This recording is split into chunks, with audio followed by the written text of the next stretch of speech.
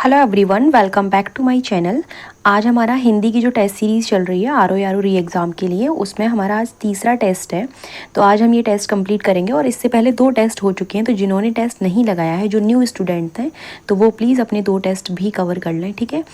या फिर इसको करने के बाद भी कर सकते हैं।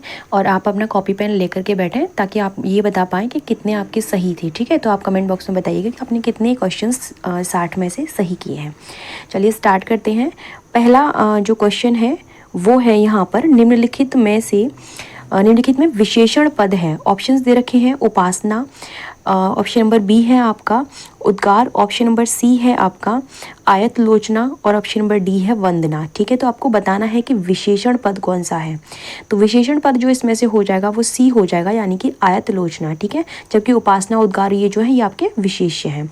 नेक्स्ट है क्वेश्चन नंबर 2, धुंधला शब्द में विशेषण है। ऑप्शंस आपके यहाँ पर दे रखे हैं, संख्यावाचक विशेषण है, गुणवाचक विशेषण है, सार्वनामिक विशेषण है या फिर उपयुक्त में से कोई भी नहीं। तो धुंधला में जो विशेषण है वो है गुणवाचक विशेषण, ऑप्शन नंबर बी जो है करेक्ट है। नेक्स्ट है हजारों लोगों ने उसे देखा है, वाक्य में विशेषण है। ऑप्शंस हैं देखा, लोगों, हजारों या फिर उसे। हजारों होगा क्योंकि लोगों की जो विशेषता है वो हजारों द्वारा बताई जा रही है संख्यावाचक विशेषण के द्वारा। तो आंसर है यहाँ पर सी। नेक्स्ट है क्वेश्चन नंबर 4, चौथाई शब्द में विशेषण है। ऑप्शन है आवृत्तिवाचक विशेषण या फिर गणनावाचक विशेषण, क्रमवाचक विशेषण या फिर अपूर्णांक बोधक विशेषण। तो चौथाई में जो विशेषण है वो है अपूर्णांक बोधक विशेषण। नेक्स्ट है निम्नलिखित शब्दों में से विशेषण कौन नहीं है। ऑप्शन है आंतरिक, अंतर या फिर आग्नेय या फिर अधिकारी। तो विशेषण कौन नहीं है, जो विशेषण नहीं है वो है इसमें से अंतर, क्योंकि अंतर जो है वो विशेषण नहीं है, वो विशेष्य है। तो ऑप्शन नंबर बी जो है वो करेक्ट है। नेक्स्ट है इसके अलावा सारे यहाँ पर क्या है विशेषण है। निम्नलिखित शब्दों में से विशेषण कौन है। ऑप्शन है अजय, अजित, अकर्म या फिर अनुशंसा। तो यहाँ पर ऑप्शंस जो इसमें से विशेषण है वो हो जाएगा इसमें से आपका अजित, ठीक है। यानी कि ऑप्शन नंबर बी जो है वो आपका यहाँ पर करेक्ट हो जाएगा, ठीक है। बाकी के जो हैं वो आपके क्या हैं, विशेष्य हैं। नेक्स्ट है क्वेश्चन नंबर 7, निम्नलिखित में से तद्भव तत्सम का शुद्धतम शब्द युग्म कौन सा है, ठीक है। तो तद्भव तत्सम का यहाँ पर जो है एक पेयर दे रखे हैं, ये उसमें से बताना है कि सही कौन सा है। ऑप्शंस हैं अंधा का अंधक है, फूल का पुष्प है, पसीना का प्रश्वेत है और चबाना का चबर्ण है, ठीक है। तो कोई एक सही है इसमें से और जो सही है वो है फूल का पुष्प, क्योंकि बाकी सारे गलत हैं। अंधा का अंधक नहीं होता, अंधा का सिर्फ अंध होता है। और पसीना का प्रश्वेत नहीं होता, पसीना का प्रस्वेद होता है। यहाँ पर ये वाला सा आएगा, यहाँ पर दा आएगा, प्रस्वेद होता है। और चबाना का चबर्ण नहीं होता, ये एक सेकेंड इसका बता देती हूँ, ये इस तरीके से हो जाएगा चरवर्ण, ठीक है। तो इस तरीके से होंगे, सही जो है वो केवल बी है। नेक्स्ट है क्वेश्चन नंबर 8, स्यार का तत्सम क्या है। तो ऑप्शंस यहाँ पर दे रखे हैं श्रृंगार, स्यार या फिर श्यालक या फिर श्रृंगार, ठीक है, श्रृंगाल। तो जो करेक्ट आंसर हो जाएगा इसमें से स्यार का तत्सम पूछा है तो वो हो जाएगा श्रृंगाल, यानी कि ऑप्शन नंबर डी जो है वो करेक्ट हो जाएगा, ठीक है। इसके अलावा अगर देखा जाए तो श्यालक जो होता है उसका वो एक तत्सम है, इसका जो तद्भव होता है वो साला होता है, ठीक है। उसके अलावा क्या बचा, ठीक है, बाकी तो आपके हो ही गए। श्रृंगार जो है इसका होता है सिंगार। नेक्स्ट है क्वेश्चन नंबर 9, टकसाल का तत्सम रूप क्या हो जाएगा। तो टकसाल बहुत बार पूछा भी गया है, इसका टंकशाला होता है। ऑप्शन नंबर ए बहुत इजी है इसलिए मैंने एक ही बार में बता दिया, करेक्ट है, ठीक है। मतलब मैंने सारे ऑप्शंस नहीं पढ़े। नेक्स्ट है तद्भव तत्सम कौन सा शब्द युग्म यहाँ पर सही है। ऑप्शंस दे रखे हैं यहाँ पर, जैसे कि गाय का गो, क्यों का किंपु, कौन का किनु और झूठा का यहाँ पर झुष्ट दे रखा है, ठीक है। तो आपको बताना है कि इसमें से करेक्ट कौन सा है। तो जो करेक्ट है वो है ए, यानी कि गाय का गो हो जाएगा, ठीक है। उसके अलावा जो है वो गलत है, क्यों, क्योंकि कौन का किनु नहीं होता है, इसका होता है कापुनः, ठीक है। और क्यों का किंपु नहीं होता है, क्यों का होता है किंपुनः, ठीक है। बस यहाँ पर ये लग जाएगा नह। और झूठा का झुष्ट नहीं होता, जुष्ट होता है, यहाँ पर जा आएगा, ठीक है। चलिए उसके बाद नेक्स्ट है क्वेश्चन नंबर 11, निम्नलिखित में से गीध का तत्सम रूप क्या होगा। तो गीध का तत्सम पूछा गया है। ऑप्शन हैं गर्दभ, ग्रंथि, गृघ्र या फिर गंध। तो करेक्ट आंसर जो है वो है सी, यानी कि गृघ्र हो जाएगा।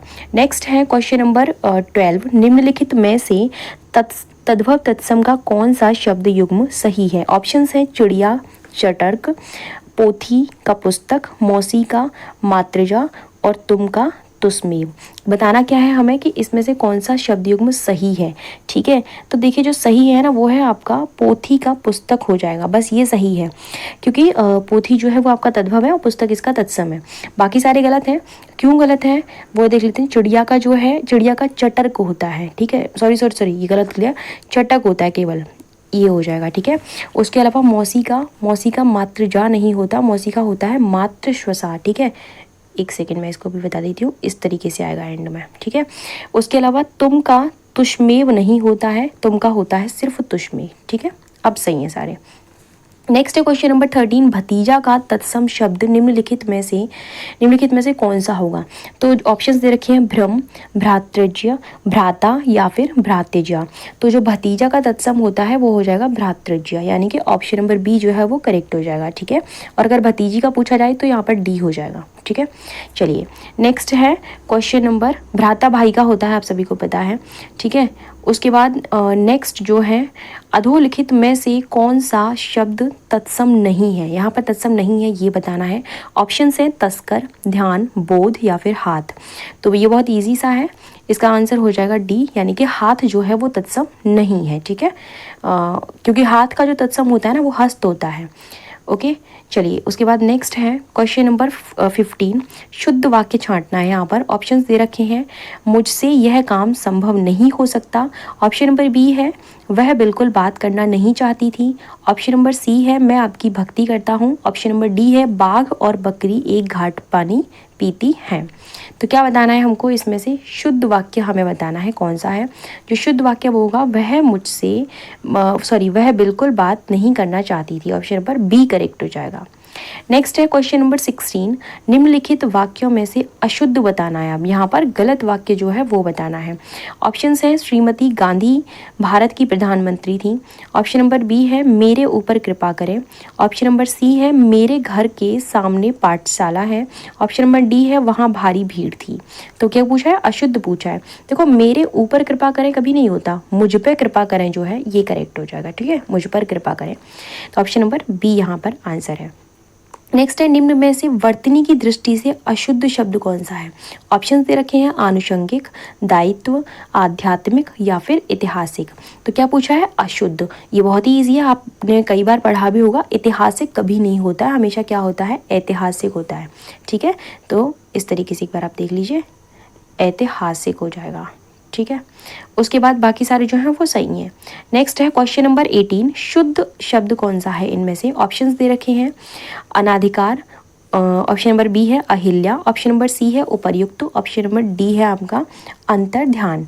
ठीक है, तो इसमें पूछा है शुद्ध कौन सा है, तो जो शुद्ध है ना वो है आपका उपर्युक्त, यानी कि ऑप्शन नंबर सी जो है वो करेक्ट हो जाएगा। बाकी सारे गलत हैं। अब बाकी सारे क्यों गलत हैं, क्योंकि अनाधिकार नहीं होता, अनधिकार होता है, यहाँ पर ये नहीं आएगी मात्रा। उसके बाद अहल्या होता है, अहिल्या नहीं होता, ये तो मैं बता भी चुकी हूँ लास्ट में। और अंतर्धान होता है, अंतर्ध्यान कभी नहीं होता है। ठीक है, तो ये भी याद रखिएगा, क्या होता है अंतर्धान। इसको मैं बता देती हूँ एक बार कि एंड में आपका इस तरीके से आएगा। ठीक है, नेक्स्ट है क्वेश्चन नंबर 19, भला चाहने वाला। ऑप्शंस दे रखे हैं, मतलब भला चाहने वाले के लिए एक वर्ड बताना है यहाँ पे। ऑप्शंस है निस्वार्थ, पुण्यात्मा, सहायक या फिर हितैषी। ठीक है, तो बताना है कि इसमें से कौन सा करेक्ट है। तो भला चाहने वाला जो होता है वो होता है हितैषी, ऑप्शन नंबर डी जो है वो करेक्ट हो जाएगा। नेक्स्ट है आपका प्रज्ञा चक्षु के लिए वाक्यांश, मतलब प्रज्ञा चक्षु वाक्य जो है उसके लिए आपको वाक्यांश यानी कि एक वाक्य आपको बताना है। ऑप्शंस दे रखे हैं, चक्षु ही जिसकी प्रज्ञा हो, या फिर बुद्धि जिसका नेत्र हो, या फिर प्रज्ञा और चक्षु जिसके समान हो, या फिर बुद्धि और ज्ञान होने वाली प्रज्ञा। करेक्ट आंसर जो होगा ना वो होगा आपका बुद्धि जिसका नेत्र हो, और यानी कि जो ज्ञान की नेत्र से देखता है, ये भी आ सकता है इस तरीके से। तो याद रखिएगा जो उसका मतलब है वो ये है कि बुद्धि जिसका नेत्र हो। ऑप्शन नंबर बी करेक्ट हो जाएगा। नेक्स्ट है कुसंगति के कारण चरित्र पर दोष लगना। ठीक है, तो ऑप्शंस दे रखे हैं उपयुक्त, इसमें से चयन करना है हमें करेक्ट वर्ड कौन सा होगा। ऑप्शंस है अपयश, अपकीर्ति, कलंक या फिर दुष्चरित्र। करेक्ट आंसर सी हो जाएगा, यानी कि कलंक। नेक्स्ट है दिए गए वाक्य के लिए एक शब्द का चयन करना है। ऑप्शंस दे रखे हैं, पहले वाक्य पढ़ लेते हैं। पाप करने के बाद स्वयं दंड पाना, इसके लिए हमें एक वर्ड बताना है। ऑप्शन है प्रताड़ना, पश्चाताप, प्रायश्चित या फिर हार मान लेना। तो अगर आप किसी भी दिए गए पाप का खुद से दंड देते हो, स्वयं दंड पाते हो उस चीज का, तो वो प्रायश्चित कहलाता है। Option number C is correct. Next है पृथ्वी, ग्रहों, तारों आदि का स्थान जो है उसके लिए एक शब्द क्या हो जाएगा। समंदर, धरती, विश्व या फिर अंतरिक्ष। तो इसके लिए जो एक वर्ड होगा वो होगा अंतरिक्ष। ऑप्शन नंबर बी करेक्ट हो जाएगा। नेक्स्ट है दूसरों की बातों में दखल देना, इसके लिए एक शब्द क्या हो जाएगा। ठीक है, तो आपकी बातों में बहुत सारे लोग दखल देते होंगे और हो सकता है आप भी किसी न किसी की बातों में दखल देते हो, तो ये वर्ड वहाँ पर हम नॉर्मल यूज़ नहीं करते हैं, हम लोग बोलते हैं इंटरफेयर मत करो। ठीक है, तो हस्तक्षेप हो जाएगा यहाँ पर, आंसर ए। नेक्स्ट है रात में विचरण करने वाले प्राणी को क्या कहा जाता है।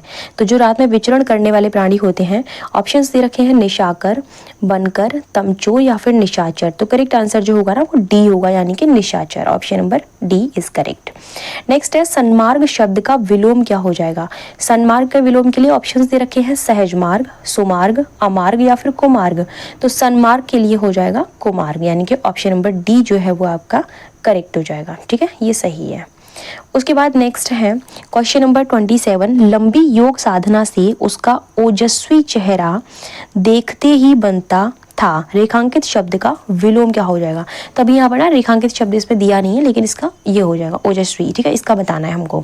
ऑप्शन दे रखे हैं कांतिहीन, मलिन, शोकाकुल या फिर कामुक। क्या पूछा है, पूछा यह है कि ओजस्वी का विलोम बताना है हमको।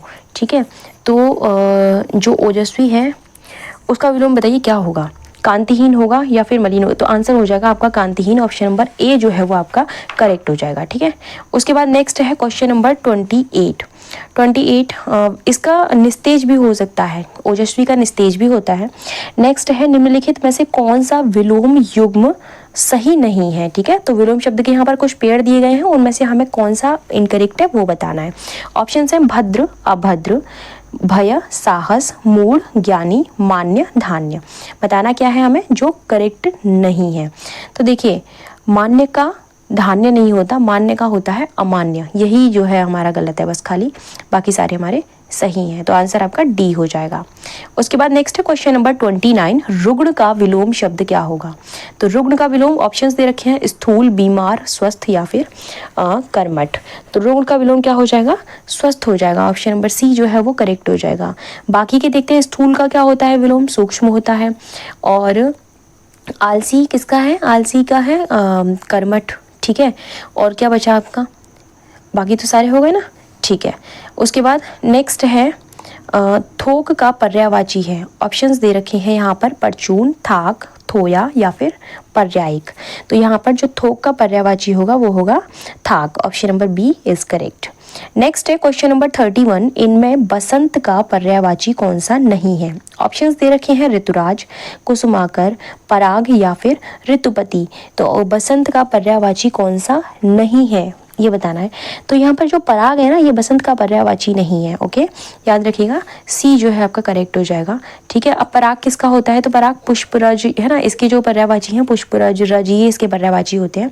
सी जो है आंसर आपका करेक्ट है। इसके अलावा जैसे बसंत के काफ़ी सारे और भी पर्यायवाची होते हैं, ऋतुराज, कुसुमाकर, ऋतुपति, ये तो मैंने बता दिए, मधुमास, माधव, पिक मित्र, ये सारे होते हैं। ठीक है, नेक्स्ट है क्वेश्चन नंबर 32, अनाज का पर्यायवाची शब्द कौन सा होगा।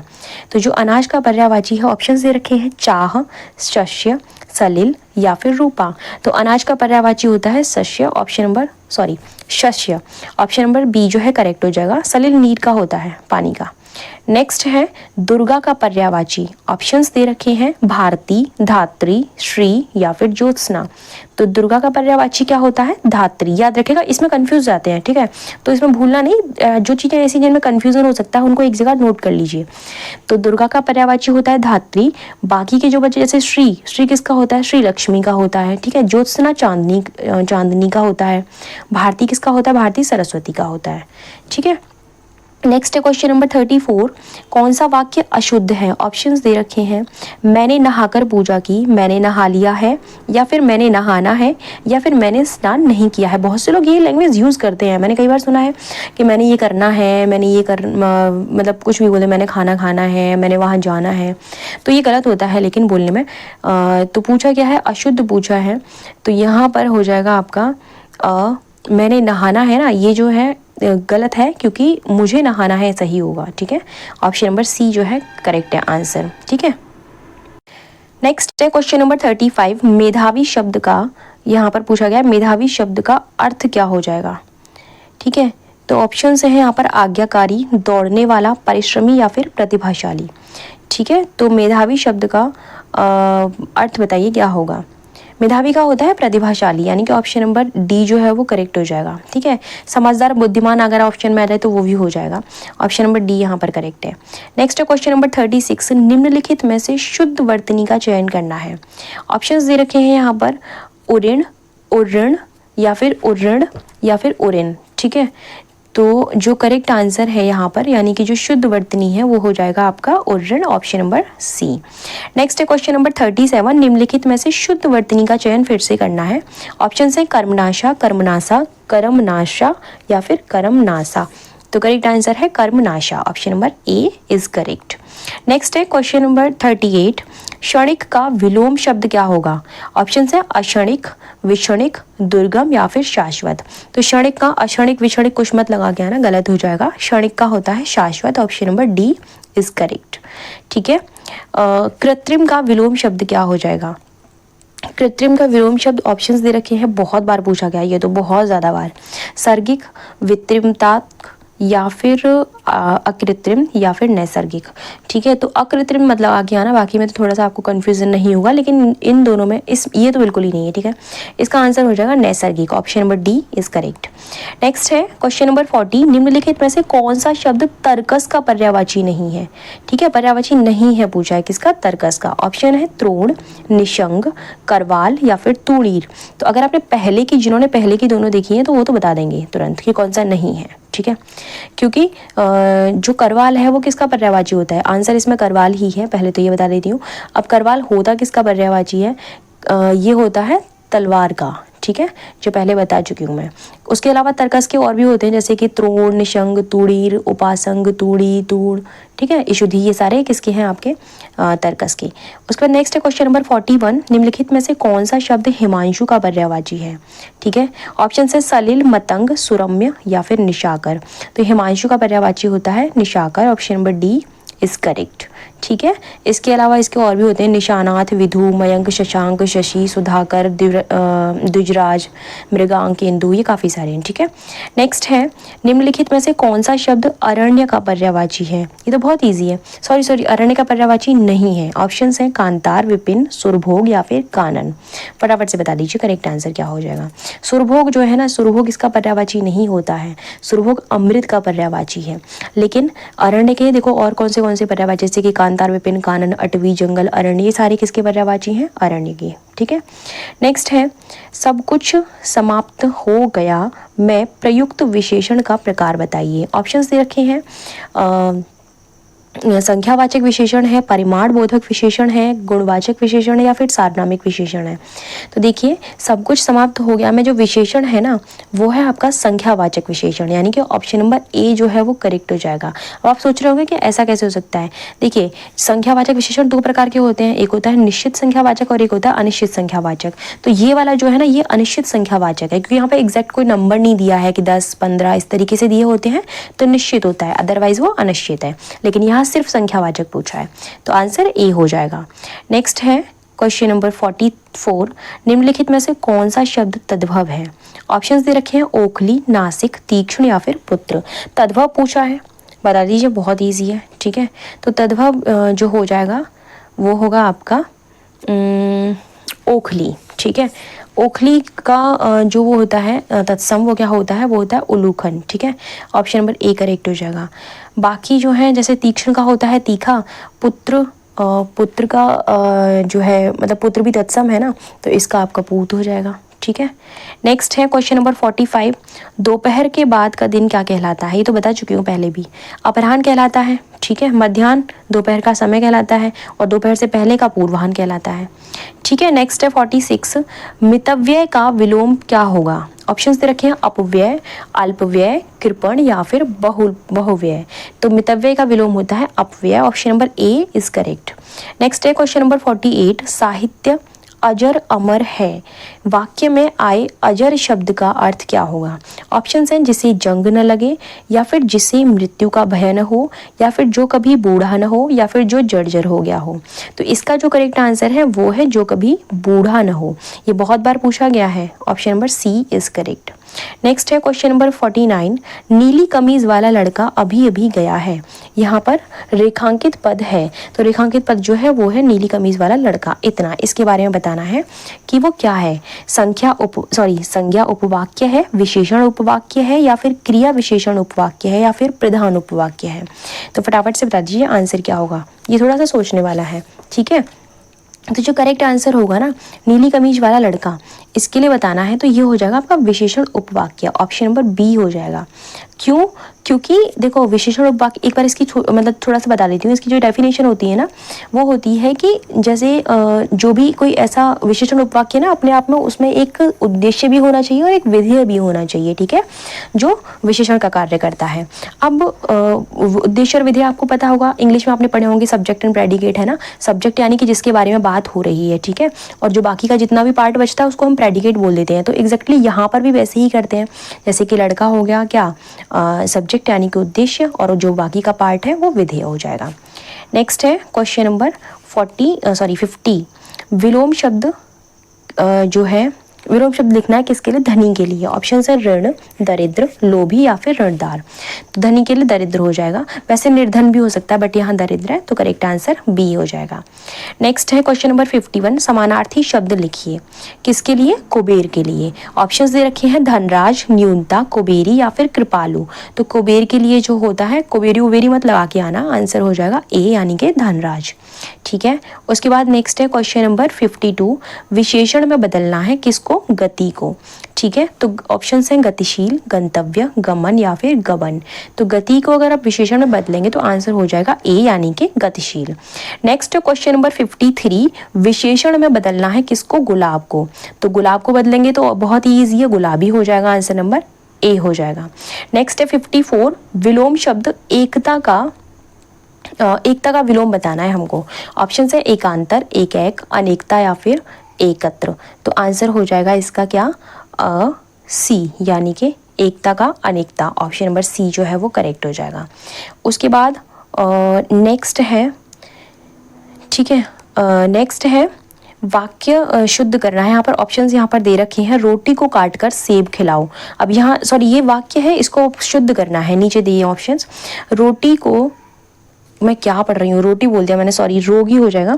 रोगी को काटकर सेब खिलाओ। ठीक है, सॉरी उसके लिए। रोगी को सेब काटकर खिलाओ, रोगी को खिलाओ सेब काटकर, या फिर रोगी को सेब खिलाओ काटकर, या फिर रोगी को खिलाओ काटकर सेब। बिल्कुल मतलब दिमाग घुमाने वाले होते हैं कभी कभी ये। ठीक है, लेकिन हमें क्या पता करना है? करेक्ट जो आंसर है वो पता करना है। इसका जो करेक्ट आंसर हो जाएगा वो होगा आपका रोगी को सेब काटकर खिलाओ। ठीक है, ईजी है लेकिन वो पढ़ने में थोड़ा सा हो जाता है, ऑप्शन नंबर ए करेक्ट हो जाएगा। नेक्स्ट है क्वेश्चन नंबर 56, वाक्य शुद्ध कीजिए। वाक्य क्या दे रखा है? मेले में बच्चा खो गया।